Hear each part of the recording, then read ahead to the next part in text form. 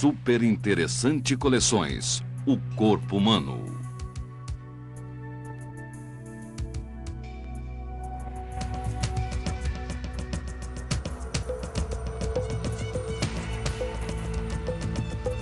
Desvende os mistérios do corpo humano, seus órgãos, suas funções, sua importância.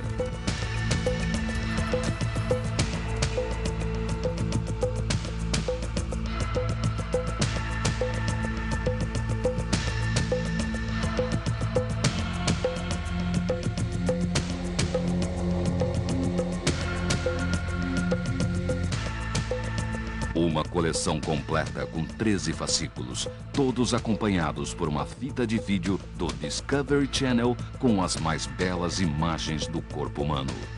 A cada edição, você explorará uma função do nosso organismo. Embarque conosco para mais uma viagem em Super Interessante Coleções, o corpo humano.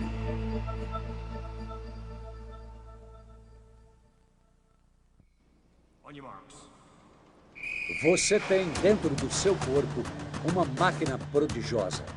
13 vezes por minuto, 24 horas por dia, ela capta oxigênio do ar e entrega ao sangue, que transporta esse gás vital para cada uma das 60 trilhões de células que existem no seu corpo.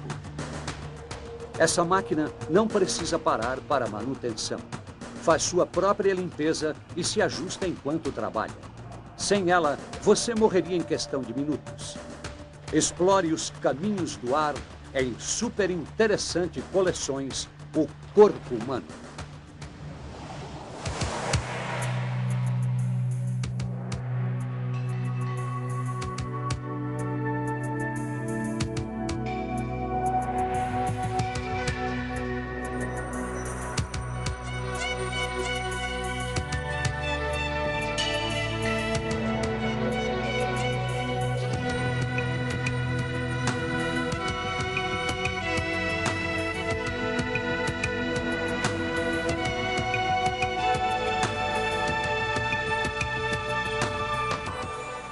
O corpo humano, respiração, os caminhos do ar.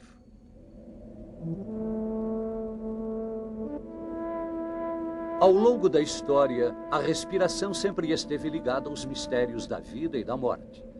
O ar que você respira é tão importante quanto a comida ou a água, mas é totalmente invisível. Você só pensa na respiração quando ela se torna mais difícil. Sem a quantidade suficiente de oxigênio, o seu corpo deixa de produzir energia e você desmaia, ou pode até morrer.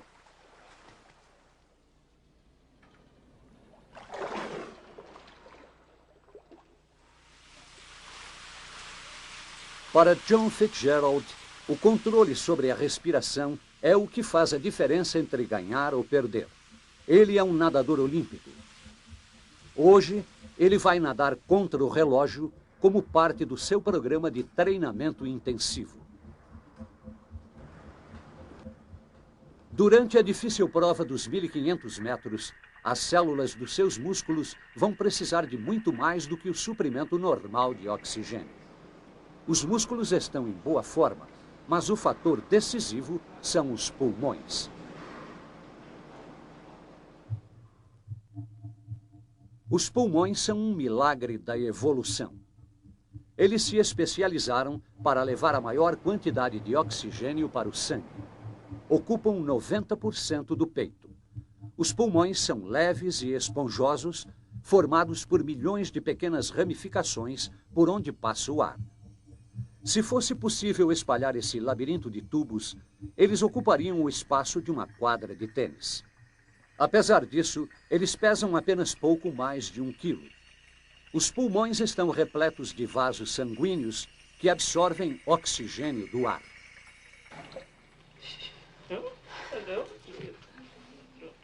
Sem saber, este bebê acaba de colocar em funcionamento a sua admirável máquina de respiração.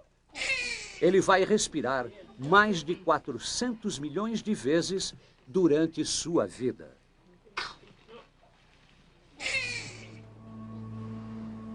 Quando você inspira, Os músculos situados entre as costelas levantam a caixa torácica.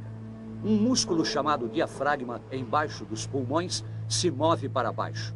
Juntos, esses dois movimentos permitem a entrada de ar nos pulmões, que então se inflam como uma bexiga.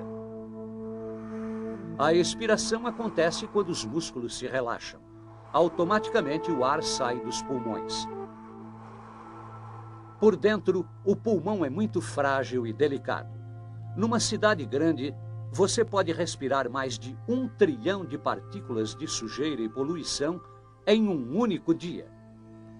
Em algumas metrópoles, o ar é tão poluído que as crianças precisam usar máscaras para proteger seus pulmões. Mas o corpo tem suas defesas. O seu nariz está cheio de pelos que retêm a poeira e as partículas maiores de poluição.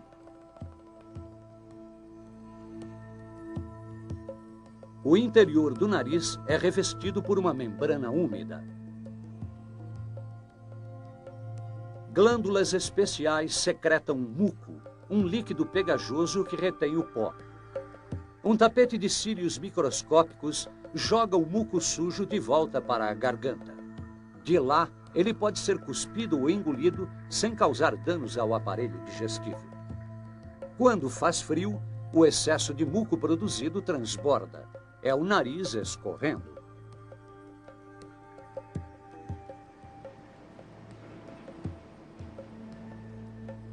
O sistema de defesa dos pulmões tem um ponto fraco.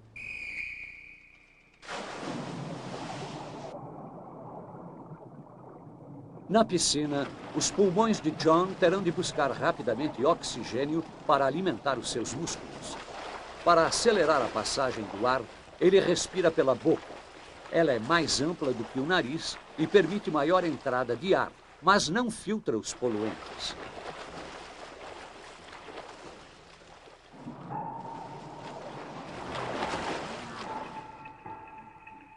As passagens da boca e do nariz se juntam atrás da garganta, acima da laringe, onde estão as cordas vocais. Esta é a entrada para os pulmões. Ela é protegida por uma dura saliência, a epiglote, que evita com que a comida ou a água desçam pelo lado errado. Você força o ar a passar pela laringe toda vez que você fala, canta ou respira. Quanto mais os músculos trabalham, mais precisam de oxigênio. O metabolismo é uma forma de combustão de nutrientes, gerando energia e calor. As reações bioquímicas do metabolismo produzem uma espécie de lixo, que é o gás carbônico. Para chegar aos pulmões onde é exalado, o gás carbônico viaja através do corpo pelas veias, dando ao sangue a cor escura.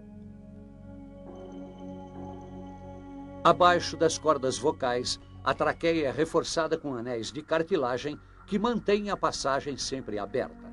Ela também é forrada por pelos microscópicos que agem como uma correia, levando o muco sujo de volta para a garganta. Você ajuda a defender seus pulmões quando limpa a garganta ou quando tosse.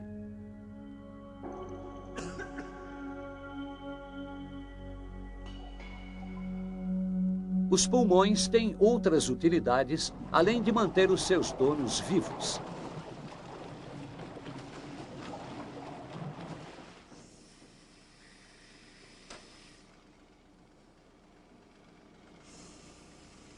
Soprando bem forte, Maria consegue injetar mais de 5 litros de ar na boia. Numa respiração normal, ela usa apenas meio litro. Cada vez que você respira, está bombeando meio litro de ar com cada pulmão. Você faz isso 13 vezes por minuto. Durante sua vida inteira, 4 milhões de metros cúbicos terão passados pelos seus pulmões, o suficiente para preencher um estádio de futebol. Atletas como John não podem se conformar com um desempenho médio. Depois de muitos anos de treinamento, ele consegue usar o corpo no limite máximo de suas possibilidades. Os pulmões dele estão em ótima forma. ele pode expirar 6,5 litros de ar. É um volume impressionante, 1 litro a mais do que uma pessoa comum é capaz. Mas os pulmões de John ainda retêm 1/4 do ar. A troca de gases, oxigênio entrando e gás carbônico saindo, acontece em saquinhos microscópicos chamados alvéolos. O treinamento de John é monitorado em um laboratório para atletas olímpicos a fim de melhorar cada vez mais o seu desempenho nas piscinas.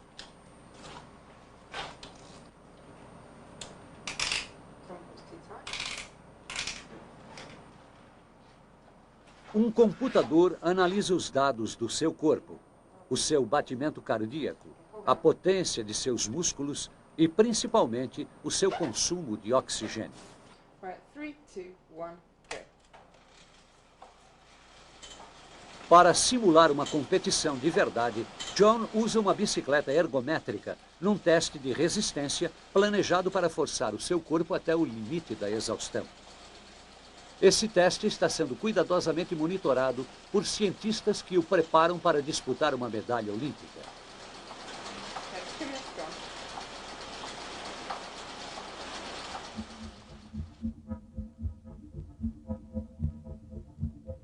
Uma máquina empurra o ar para dentro do corpo. Ele segue em direção aos pulmões pelo labirinto de tubos do sistema respiratório. As passagens de ar se dividem várias vezes até as menores ramificações. Nessa prova, John deve regular o ritmo de sua respiração de acordo com as necessidades da competição. Para vencer, ele precisa transportar o ar para dentro e para fora dos pulmões com a máxima eficiência. Na medida em que John se esforça, aumenta o seu consumo de oxigênio. Cada vez que ele respira, seus pulmões absorvem moléculas de ar numa enorme quantidade. Apenas 1/5 são moléculas de oxigênio. O restante são principalmente moléculas de nitrogênio, um gás neutro que passa pelos nossos pulmões sem se alterar.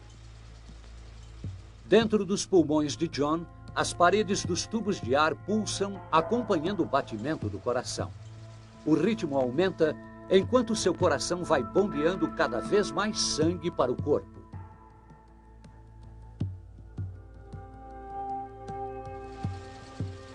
O oxigênio é retirado bem depressa do seu sangue, que supre todos os músculos. O sangue de John chega aos pulmões faminto por oxigênio.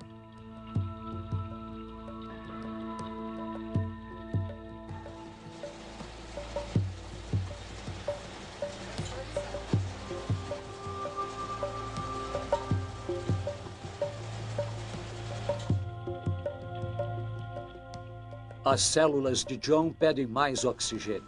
Ele está sofrendo dores.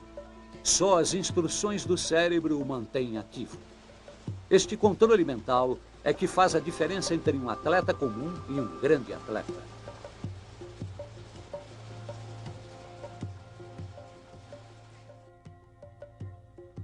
O labirinto de ramificações das passagens de ar termina em pequenos tubos, cada um com um saco em miniatura, o alvéolo. Temos 300 milhões de alvéolos. Eles assinalam ponto final no trajeto do ar que você inala. Este é um alvéolo visto por dentro. Ele mede cerca de 0,2 milímetros e suas paredes são muito finas. Por isso, o oxigênio consegue passar através delas, penetrando os vasos sanguíneos vizinhos.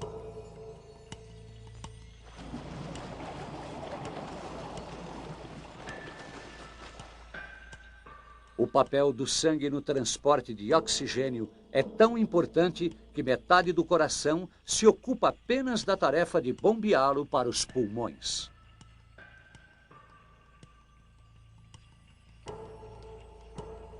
Uma intrincada rede de pequenos vasos sanguíneos leva o sangue sem oxigênio para os alvéolos. Esta é uma das mais densas redes de vasos sanguíneos do corpo. Minúsculos vasos capilares estão em volta de cada saquinho de ar. O oxigênio nos alvéolos difunde para o sangue das imediações. Toda vez que estas células captam as moléculas de oxigênio, o sangue torna-se vermelho vivo.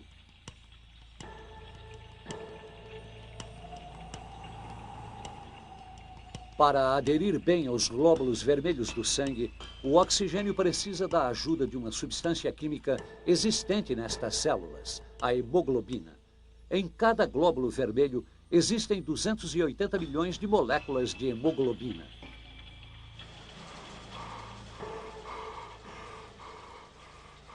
Cada indivíduo possui 300 bilhões de microscópicas células contendo hemoglobina. Se elas fossem enfileiradas lado a lado, alcançariam a metade do caminho até a Lua.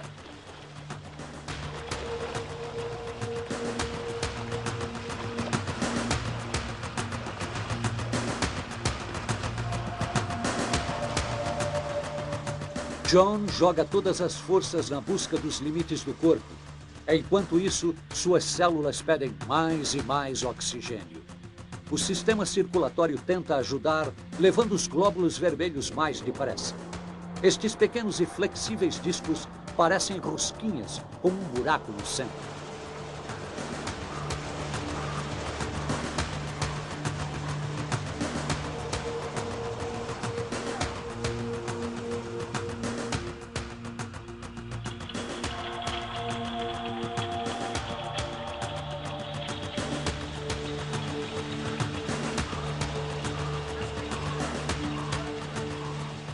Como atleta campeão, John prepara seu corpo para absorver o oxigênio com a máxima eficiência.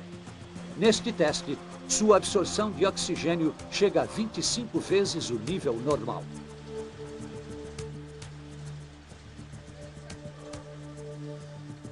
Aqui, John gerou energia suficiente para manter uma lâmpada acesa durante 12 horas.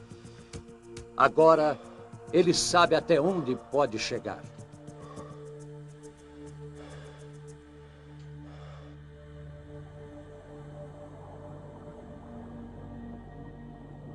Quando o combustível dos músculos de John se misturam com o oxigênio, surge um produto residual, o gás carbônico.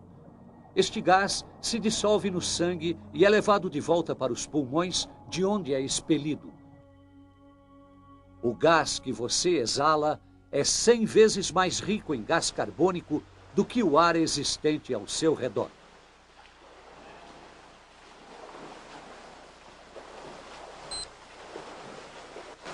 John nada para vencer, mas às vezes você precisa nadar para sobreviver. O corpo humano só retém uma limitada quantidade de oxigênio nos pulmões e na corrente sanguínea.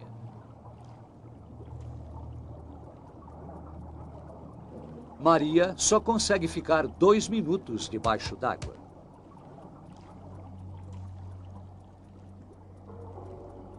Ela precisa usar todo o precioso oxigênio estocado em seu corpo. O cérebro é a parte do corpo que mais sofre com a perda de oxigênio.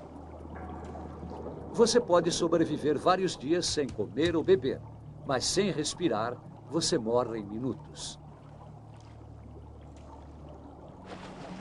Raramente alguém pensa sobre a respiração, mas ela é diretamente controlada pelo cérebro. Quando você exercita os seus músculos, cai a quantidade de oxigênio no sangue. Ainda assim, o corpo não monitora os níveis de oxigênio. Em vez disso, ele controla o nível de gás carbônico, o subproduto do metabolismo.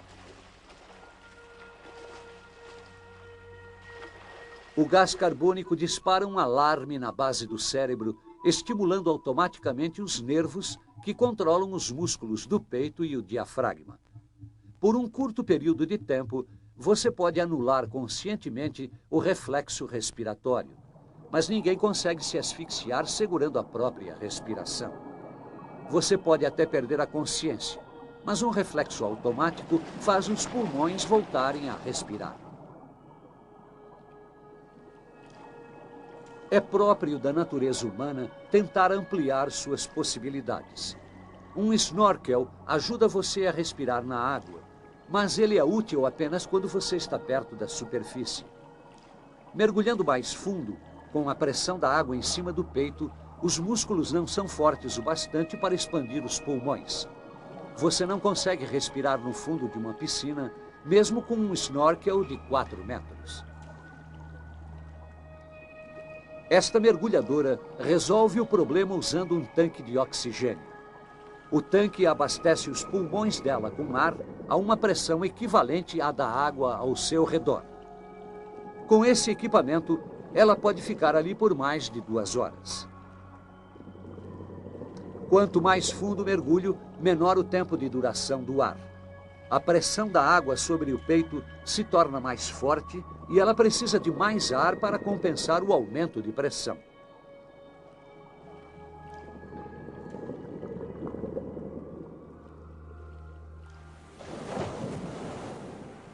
Mergulhadores podem trabalhar a 300 metros de profundidade, onde a pressão da água é muito grande.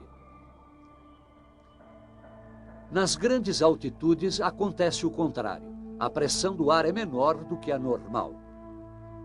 Nem por isso é mais fácil respirar. Viajantes também enfrentam problemas devido à falta de oxigênio. O corpo responde produzindo mais glóbulos vermelhos para compensar a oferta escassa. Depois de algum tempo, os seres humanos podem se adaptar e viver a 5.000 metros de altura.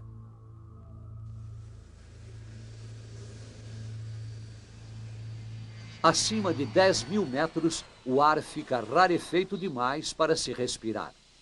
Por isso, o interior de um avião é pressurizado. Em caso de queda de pressão, os passageiros morreriam de falta de ar.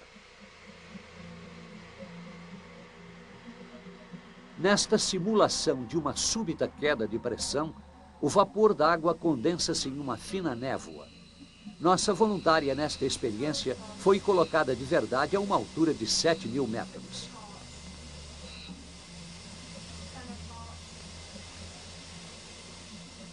O objetivo da experiência é testar a agilidade mental da voluntária. Ela precisa identificar a pilha de cartas na frente dela. Apesar de achar que está bem, ela começa a cometer erros apenas 1 minuto depois de começar.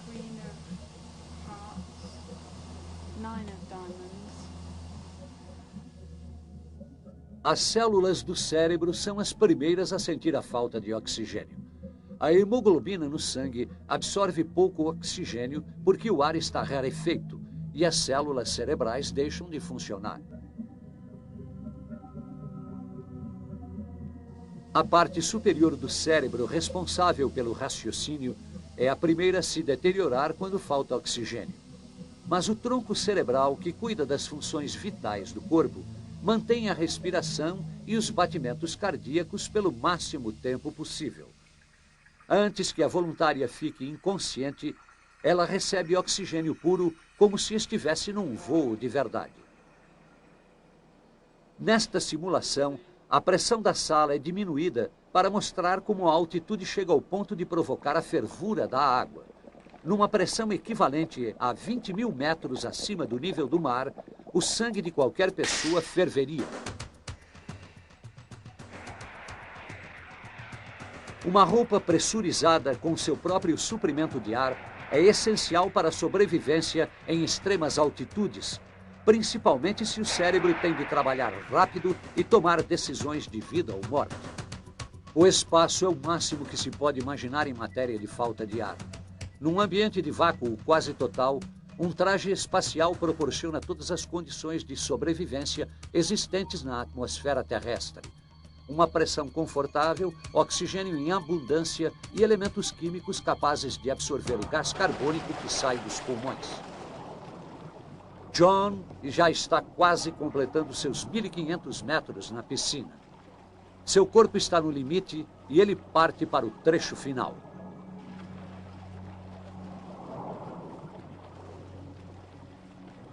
É a hora de usar as últimas reservas de energia. John respira tudo o que pode. Ele é um atleta fora do comum, mas o sucesso depende muito da simples respiração. Afinal, sem um fôlego de campeão, os músculos não chegariam à vitória.